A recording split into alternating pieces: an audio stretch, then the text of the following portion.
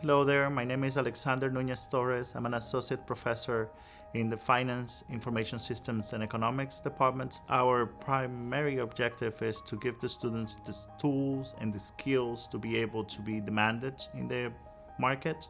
We all constantly have communications with the industry experts. We bring them to the classroom. We have innovative technology like the Bloomberg Lab that we implement in our courses. We also have experiential learning like the case study projects that we created recently. This case study project allows the students to learn about the businesses that are around the Bronx, small businesses, medium businesses. And we also have many partnerships with different industry experts to come into campus to discuss their subjects and to apply the learning that is happening in the classroom as theory to the reality of the real world and what affects the students. The School of Business, they've just been amazing. When we don't know something, we're able just to go straight to a teacher and ask questions. And they really care about helping students learn and just become better all around.